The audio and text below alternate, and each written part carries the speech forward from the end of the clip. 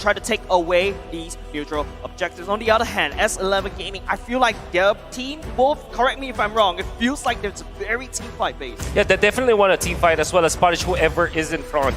Which, if you think about it, looking at the composition of S11, they want to utilize this Grok at the front lines, and then they kind of connected together, so they want to combo their Wild Charge into the real world manipulation, and this makes the Lilia pick so much more stronger. Also, they want to have a lot of laning presence. Lilia is one of the best laning mages out there. Martis is going to be one of the, I would say, faster junglers, if you think about it. And of course, the choke can make the early plays, which kind of tells me that RSG, SG, just like how they faced Occupy Thrones, they want to finish this fast. Yes, they want to finish this fast. Most of these heroes that they pick currently, Power Spike at level 4. Well, technically, except for Lilia, Power Spike at level 1 because you can just shove your lane and then provide support from the rest of the sides. Apart from that, I'm looking at a lot of marksman bans. Take a look. RSG has already taken away my favorite Leslie, and S11 bans away the clock. Another thing I played. Oh man, and on top of that, you already have the Wan that was banned earlier and the that's carry, your favorite. right? My favorite too coming out. So there's already 4 marksman bans in total here by both of the teams. RSG banning 2, S11 banning 2. This leaves open just a few other marksmen that's been really showing up in M4. Yep. You know, this is weird. Harith. It's non-marksmen that are actually now up for grabs for both right. S11 and RSG.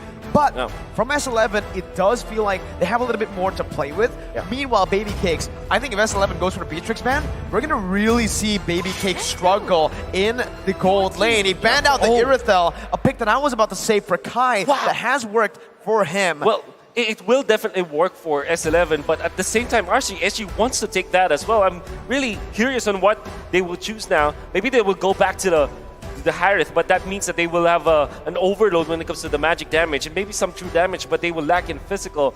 I'm sure that the Martis will not build up damage, want to build up sustain, so that might be a problem now for RSG Singapore. That's why I really find this very confusing and why they opted to go for the ban on the Earthom. Maybe they are interested in taking the Beatrix instead. Maybe they might just want to actually, like, for S11, looking at that, it's time to ban the Beatrix, right? You know exactly what RSG are going for. Yeah, but I mean, if you are RSG, during the group stages, Baby Cakes has pulled out a lot of Beatrixes. Baby Cakes, his prime, trademark is that he likes to go towards these late game marksmen, right? He likes to play safe. Well, technically, a Beatrix could play it safe with the Renner shots, but I feel like Beatrix is not really his comfort. He's better at, the 1-1 when he was superior in the MPL-SG stage, but now it is the bans going in to be locked in by the side of S11. It is going to be banning out the Lapu Lapu. I think at this time, right, at this point, if you're RSG, you really need to get that gold laner onto your hands. Yes, because it's going to be really risky to let this go, considering that, again, yes, Baby Cakes likes to carry into that late stage. They go for the Beatrix here, and it just, it has to be, right? With all these gold lane bans, it's just very, very evident that they need to pick this up. But now for S11, looking at their bans, it does feel like they want to play into this. They wanted Baby Cakes to pick up that Beatrix. Why? That's the main question I have in my head right now. Maybe they want to go for the Yuzhong, but they already have the Benedetta.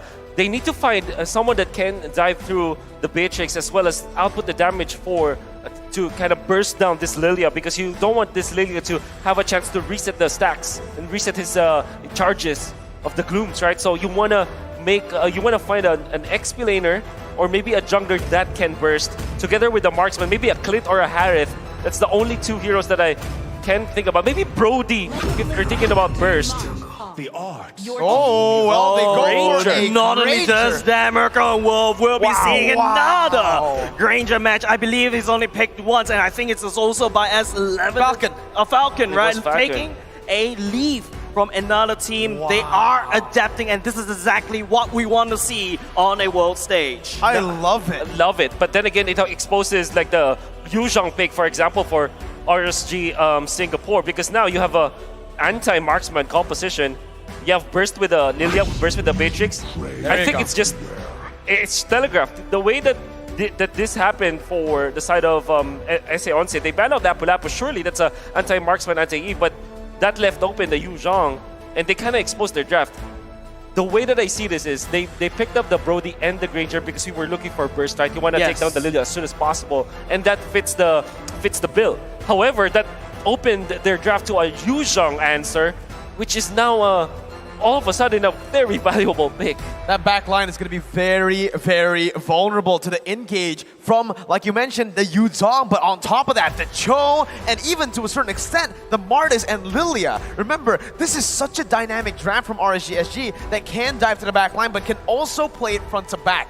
That's what S11 needs to get under their win condition, right? They need to understand that before they get into game and before they head on for these skirmishes, especially early game, where the Granger is very susceptible to those ganks. All right, with that said, ladies and gentlemen, the first match of the day, it is RSG going up against S11. This is a best of 3. Loser will need to go home. It's gonna be about the burst potential coming out from S11, the way that they should be comboing up their 2 marksmen. But for the side of RSG Singapore, if they play this correctly, if they play team fight, play objectively, it will be an easier game for them, at least in execution. But of course, execution is different, you know.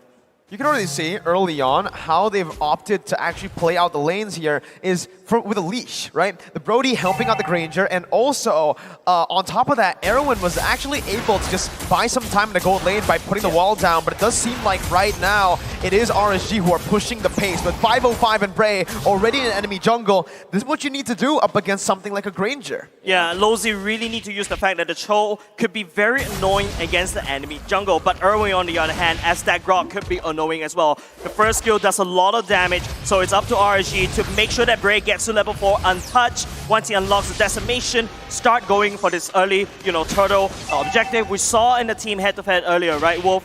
The fact that RSG really prioritized these neutral objectives very quickly. However, S11 though, they are bloodthirsty. I'm gonna be feeling it for RSG Singapore. They need to make Lilia reach level 4 as soon as possible, the first turtle fight, which kind of tells me that S11 might consider getting Erwin to his ultimate fast. So maybe they put him in the mid lane and then put the Eve in the top lane so that they will have 2 ultimates available, the real-world manipulation as well as the wild charge. That is their key if they do want to contest the first turtle. Yeah, but Wolf, I feel like right now, if you notice the rotation of S11, Kai is trying to walk towards the turtle. Baby Cakes, on the other hand, being the late game marksman, would love to stay in lane. But now RSG, S11, they're actually gearing up for the fight right here. Look at that, Bray's already on that turtle for now. Jotun finally getting that level 4, has the ultimate, but Bray and Lolzy are controlling it. Lolzy jumping in, that's going to be the final blow to the back line. Is Papadog's going to be able to find that, but the Petrify connects by Diablo onto Jotun, who's still committing onto the turtle. That was reset perfectly by RSG. S11 still going at it. They want to look for it. The steal will not come down for Papadog as Lolzy is able to use the Way of the Dragon to zone Papadog away. Wolf, do you see that? I thought it was like, what? They're putting so much damage on top of the turtle, but the turtle somehow just doesn't refuses to die. It's like an Estes healing that turtle. Do you see that? Yeah, I did see that. And whoever made that play, I don't know if it's intended, like crazy amount of like planning for that one, or maybe it's just happenstance, but either way, it worked in favor of RSG Singapore, who had the better experience. Now, I'm not talking about like actual experience, I'm talking about in-game experience, where Lolzy already had his ultimate up, he had the flicker, he didn't manage to land it on a good hero, but then again, they still managed to get their position and set a territory around the turtle area. Unfortunately for S11, they had to use Jotun in the mid lane, the jungler, so that he'll get to his ultimate. And that meant that Erwin will not have his. They didn't have wild charge in that team fight. Yeah, there's a lot of things that could have went wrong for S11 went wrong. RSG already just somehow did that weird turtle reset, and they've also got their items in. Just now I saw Baby Cakes already slowly waiting towards, oh, Diablo. 2v1, able to find a trade, but Jotun gets the kill back on top. He doesn't go for the turret gold up in the XP lane, however, which is very, very interesting here. Still respecting the other RSG members. They're not visible on the map, but let's take a look at the emblems now. Yeah.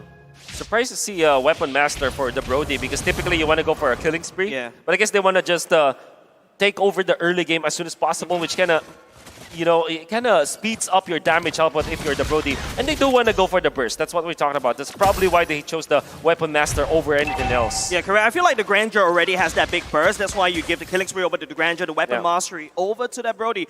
The Brody, technically speaking, is like a, this is not a short-term planning that S11 wants there, Brody. Kai needs to go for that mile. He's constantly landing down those auto attacks as the second turtle has spawned.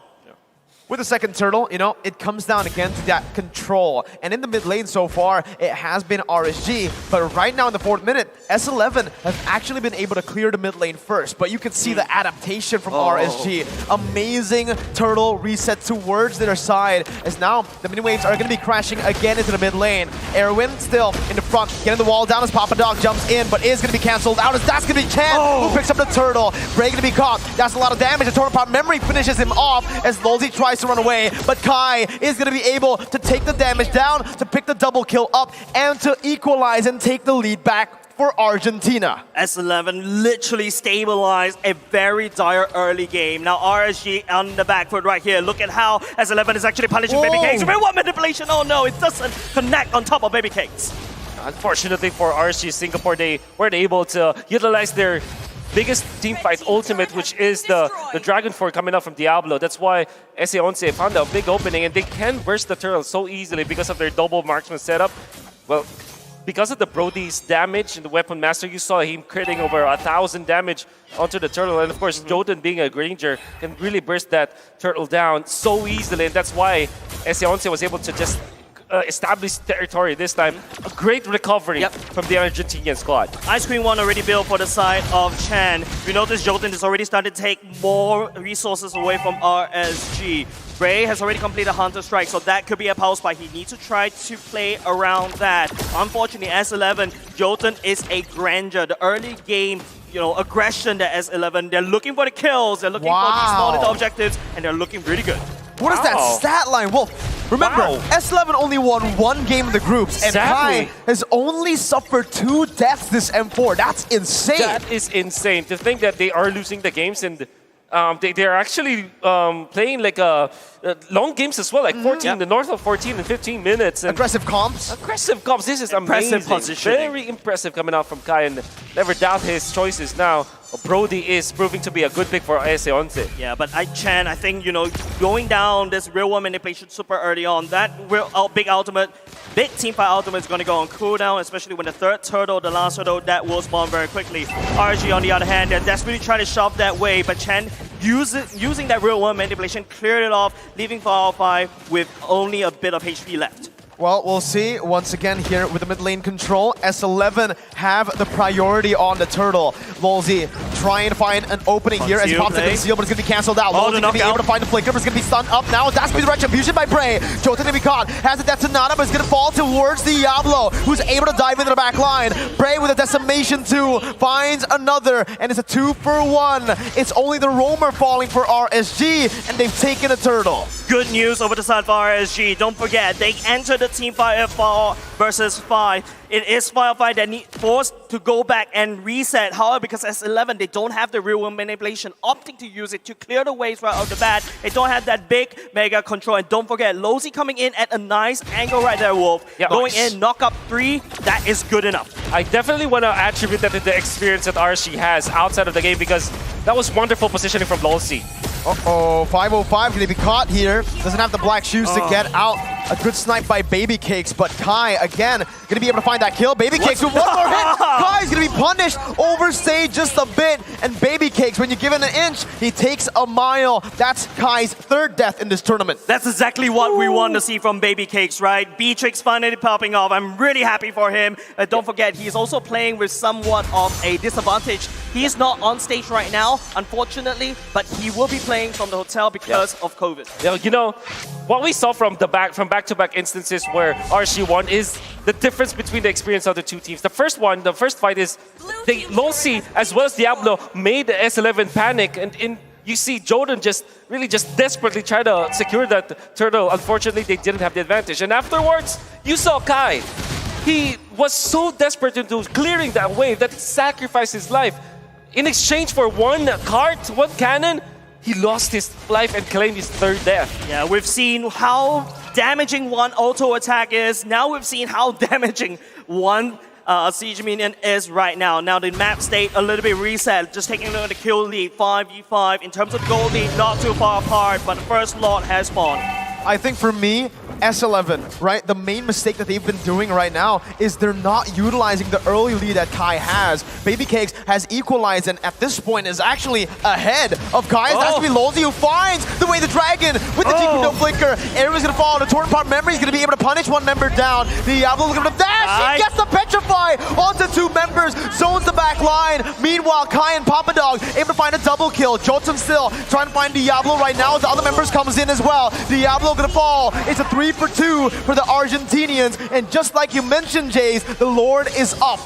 S11, this is the time for them to try to take the one Lord away. That is a neutral objective that they don't usually prioritize, and now they're learning, they're adapting. RSG, on the other hand, they fall a little bit too far. It is Diablo that overextended a little bit too far, and I have to admit, S11 using Kai and also Papa Dog to zone out the rest of RSG, that's insane, as S11 took this Lord uncontested. Yep. That is the skirmish that I call exchange of prisoners, wherein you kind of like, trade your explainers. The opposing explainers goes for your backlines and your explainer goes to the opposing backlines. Unfortunately for RSG Singapore, after the fact that the Dragon Form is over, you don't have that teamfight integrity anymore. Whereas if you're looking for the Benedetta, there's infinite amount of damage you can get. And S11 just won that skirmish because they have the better firepower or more sustainable firepower compared to RSG Singapore. Just now when the item was showing Kai's BOD, Legion, anything that has like it gives you attack damage, he's already have it. This Weapon Master, S11,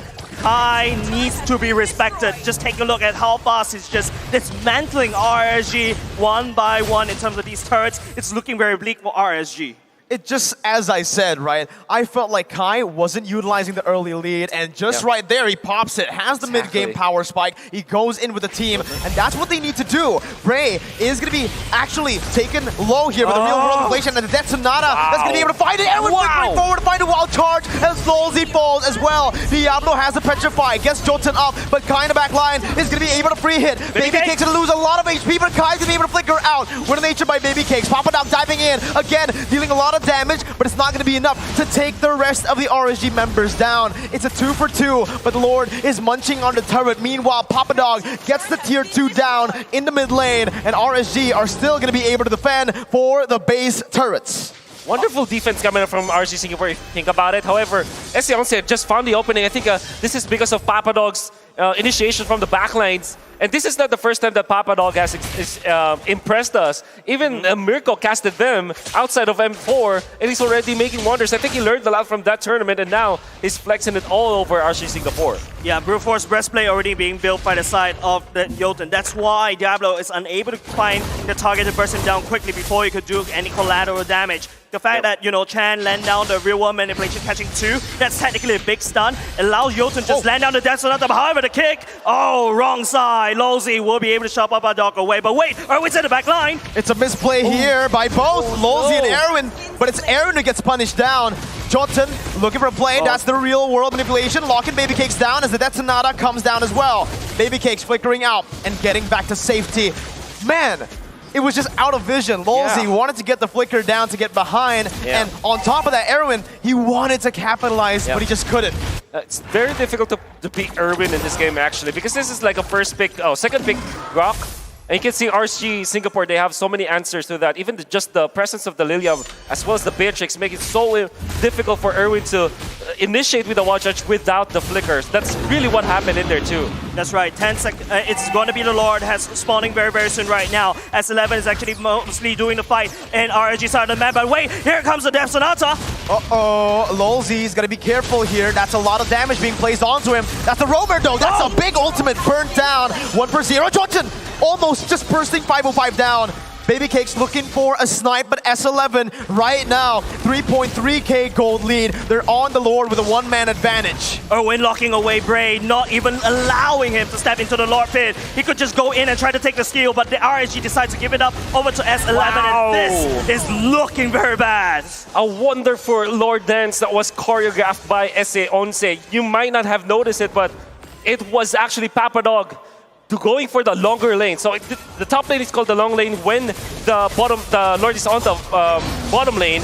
And that is how they managed to disperse RSG Singapore. RSG had to think about their lane up top and also the Lord. Well, S11 That's the reason why they committed the real world manipulation outside of the Lord, because they know that if they fend off RSG Singapore, if they poke RSG Singapore, RSG will not have any shot at taking the Lord. That's right. If you noticed earlier, right now, if you take a look, it's damage dealt mostly by Chan with the real world manipulation, right? And not only just that, S11 is also sending this Lord all the way down top. It is very vulnerable. RSG technically do have, the Beatrix, the Bandit's Rage with the bombs as well, should be able to help to clear out the wave. However, RSG, they need to make a play. It's all up to Lozy to be able to pick up the right targets at the right time, like how he did in the early parts of the game.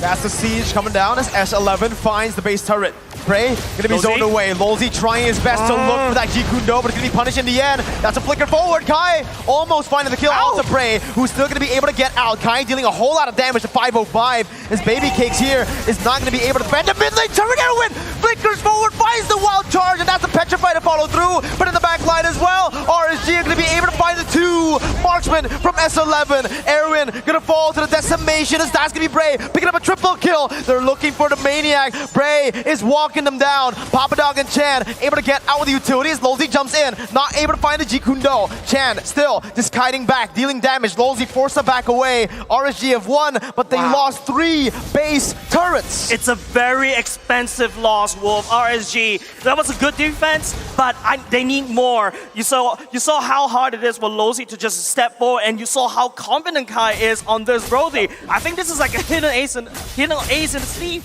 Yeah. And Baby Cakes just survived long enough. After the initiation coming out from Erwin, there's some hesitation coming out from S11, but imagine if they chain together their Benedetta, Purify, and Electro Final Blow with the Wild Charge, and of course the real world manipulation, there will be no chance for Baby Cakes to survive. He did survive because of the Wind of Nature, and because of the fact that he got out of the real world manipulation, but it would have been the death of RSG Singapore had it not been that Baby Cakes was able to survive. And S11, surely they are executing properly, but they need to be more coordinated in those pushes. Still, RSG Singapore on the back foot. That's the Petrify, that's Papa Dog getting out. That's the damage coming through from Kai. He's gonna be able to actually dish him down. Both Baby Cakes and Lozy falls down. Diablo trying to find the saving grace here, but Kai's gonna be able to stun him up. No. The Petrify will not be able to save him. Diablo gets the immortality in time, but now in a 3v1, it is Chan who picks up a triple. 505 gonna be sandwiched here by both Jolton and Erwin. That's 505 still cutting away. Jolton gonna be caught low. 505 what is the world? And it's a Maniac for Chan. S11, the Argentinians are looking for the end. Chan, the real world manipulation is so crazy, and it just does Ray left, and they're gonna have to try to fight this. Torn apart memory by Kai to zone him away. S11 strike first in the lower brackets in a best of 3 up against the Singaporean champions. GG, well played over to S11, the Argentinian. Fans must be cheering, even though everyone was voting against them. They showed us, oh, we are wrong. What a great maneuver coming out from S11. It all started with Papa Dog just baiting them out, so they formed a circle. It's an outer circle versus inner circle thing, where the outer circle is S11. They invited the inner circle, which was RSG Singapore, inside their own territory, then took them out one by one. The phalanx of